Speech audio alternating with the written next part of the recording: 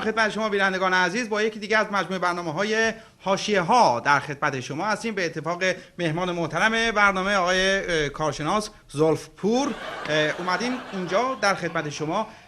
اتفاقاتی که بین دو تیم فوتبال طوفان و زلزله رخ داد و یه سری حواشی اینجا اتفاق افتاد که منجر به سرایت اون شد در بین تماشاچیان و طرفداران دو تیم بر روی سکوها. بله، خدمتتون عرض کنم هیچ خطایی صورت نگرفته. بنده ناظر خود اون بازی بودم. برای اینکه این شفاف سازی بشه برای بینندگان عزیز ما، من خواهش میکنم که فیلم این بازی رو پخش بکنید تا من توی بازی توضیحات لازم رو خدمت بینندگان عزیز بدم. بله، من یه مطلب اینجا به خدمت بینندگان عزیز عرض بکنم. از اونجایی که این فیلم این مسابقه در دسترس نبود و اشکال فنی داشت، ما از چند تا از بازیکن محترم این دو تیم تقاضا کردیم که اینجا تشریف بیارن و صحنه‌های این بازی رو بازسازی کنن و خدمت شما ارائه بدن. موافق هستین؟ خواهش میکنم، در خدمت شما هستم. اجازه بدید من راه بندازم.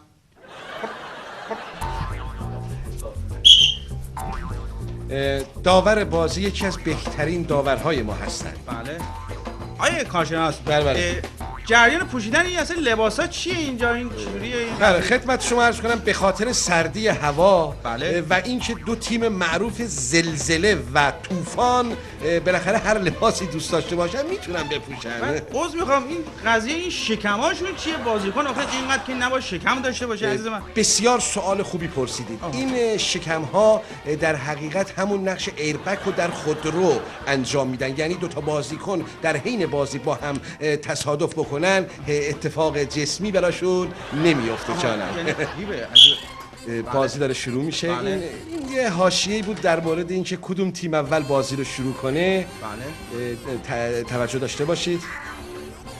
اینجا داور مثل که ظاهرا میخواد شیر خط بندازه. بله، سکه رو بازیکن انداخت تو جیبش. نه خیر، این الان درست میشه. بالاخره تیم زلزله است دیگه. بله، داور تذکر لازم رو بده. سکه این موزلی بود که گفتم. متاسفانه ساعتها دنبال سکه گشتن. آقای داور این سمت، آقای داور اینور این قسمت. بله آقای زلفور، به نظر شما این با قوانین فیفا تضاد نداره این جریان؟ نه خیر، این زیاد مسئله حادی نیست. پیدا شد سکه پیدا شد. بله داور از زبده ترین داورهای ماست. بله، سوت داور به صدا در میاد اینجا. بله، داور میخواد که توجه کنه. بازی شروع میشه. آقا اعلام کن فوتبال بود. آقا عذر میخوام، اینجا میگه که فوتبال و والیبال نیست. ببخشید. داور تذکر میده. عرض کردم از داورهای نمونه است. بله. یه بار دیگه ظاهرا بازیکن اعتراض داره به این قضیه. من تحکم داور اینجا من واقعا خیلی خوشم اومده. از اون داورای واقعا بلد کاره. اصلا با زبان و بی زبانی میگه آقا فوتبال بازی.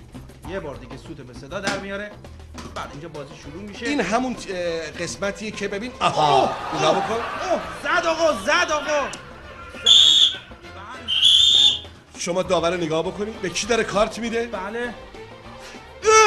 اجازه بدید فیلمو نگهدار لطفا. فیلمو نگهدار. اجازه بدید.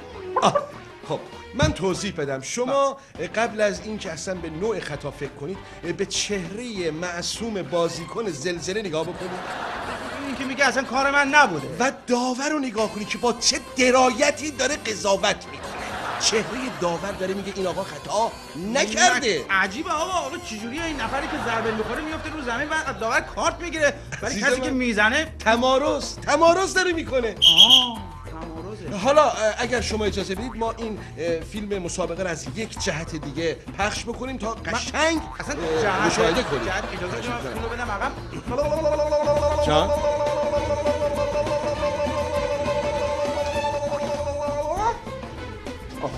خب الان یه بار دیگه شروع می‌کنیم.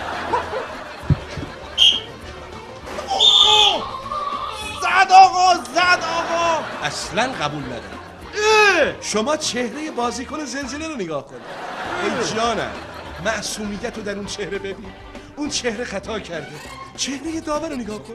نگاه کن. داره میگه این خطا نکرده و به این کارت زرد رو به تیم طوفانه. ولی در تصویر ما یه چیز دیگه شاهدش بودیم. شاید این بودیم که این آقا اون بازیکن زده چی؟ شما با این حرفتون دارید داور به این بزرگی رو زیر سوال میبرید. شما خونسرد باشین. چشم. اجازه بدید فرم به فرم میریم عقب. بلوب بلوب بلوب بلوب بلوب بلوب بلوب بلوب بلوب. خب الان بذار آهسته برن نگاه بکنید. نگاه بکن. ببین تیم زلزله داره تکنیکی کار میکنه. تیم طوفان رو نگاه کن، تمارز از الان شروع میشه. اینا چی؟ اوه زد آقا. زد؟ نزد. اینا یکی دیگه زد. یکی در دیگه زد. فوتبال کاملا طبیعیه جانم، این خطا این نیست. خطا نیست؟ نه منش فکر می‌کردم خطاست. نه خیر کارشناس آها بنده است. یکی دیگه تو سرش زد. ای بابا زد. یکی دیگه امان نمیده، بد میزنه آقا. داور رو نگاه بکن. داور وارد عمل میشه، یه عجب حرکتی میکنه این داور. اوه آقا این داور شما متخصص دفاع شخصیه؟ نه خیر الان توضیح میدم خدمتتون، نگاه بکنید. اوه این آخرین ضربه بود ظاهراً. این ضربه نهایی بود. ناکوت شد. خب یک بار دیگه فیلمو نگرده. آقا باز به این زرد داد آقا. نه عزیز من، شما کاملا اشتباه متوجه شدید. شما به جای این که به اون تمارز نگاه کنید به این دوتا چهره معصوم نگاه کنید. بنده به عنوان داور دارم به شما اعلام میکنم اگر شما کارشناسی، اگر شما صاحب برنامه هستی، اینا بازیکن من داور هستم، پس من اینا شما چی هست؟ اگر داور تشخیص میده که اینجا مقصر ایشونه یا اوشونه یا شما یا منم، پس من باید تصمیم. شما چرا دارید اونجا؟ اگر نه شما قرار قضاوت کنید من چیکارم؟ اگر من قرار قضاوت کنم شما چیکاره؟ این قرار خطا بکنه این چیکاره بکنه؟ شما ما الان چیکاره؟ بله اون مشکل قبلیه. بینندگان عزیز به اتفاق همه به اتفاق کارشناس محترم برنامه از حضور شما مرخص میشیم تا دیدار بعدی. شما رو به خدای بزرگ میسپارم. خداحافظ. شما